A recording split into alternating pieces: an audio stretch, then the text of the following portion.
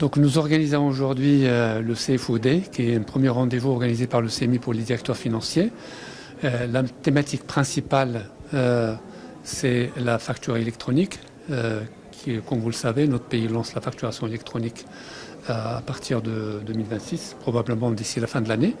Et cet événement, évidemment, c'est un élément structurant au sein de l'ensemble des directions financières et l'ensemble des entreprises plus généralement, qui, nous sommes sûrs, va donner un élan très important dans la transformation de nos entreprises, dans leur performance, dans leur BFR, dans leur trésorerie. Et c'est un élan, c'est un mouvement en avant pour notre pays et la capacité de notre pays à faire financer son budget. Mais la journée ne se contente pas uniquement de parler de la facture électronique. Nous parlons des challenges et des défis du directeur financier en général, dans une transformation complète de l'entreprise. Et puis l'après-midi, on va parler des thématiques plus pratiques sur comment mener la transformation et de manière à être, on va dire, au rendez-vous des attentes et des défis qui attendent, comme je l'ai dit, à la fois l'entreprise et à travers on va dire plus particulièrement la direction financière. Donc c'est une journée très intéressante qui est organisée par le CMI. Donc elle traite bien entendu de la facturation électronique, mais aussi de la digitalisation des paiements d'une manière générale. Et donc on peut voir un peu l'évolution des besoins des entreprises au fil des années.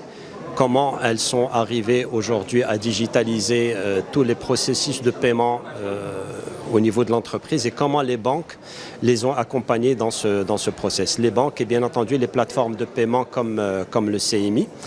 Et donc nous, en tant que banque, notre rôle, bien entendu, a été d'accompagner les entreprises pour les aider à digitaliser dans un premier temps leurs transactions, puis au fur et à mesure à automatiser la relation avec la banque en termes de rapprochement bancaire, en termes de réconciliation des encaissements et autres.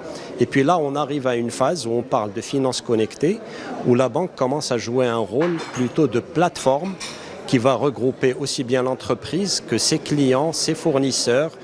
Elle va interagir également avec des plateformes de paiement comme c'est le cas du CMI.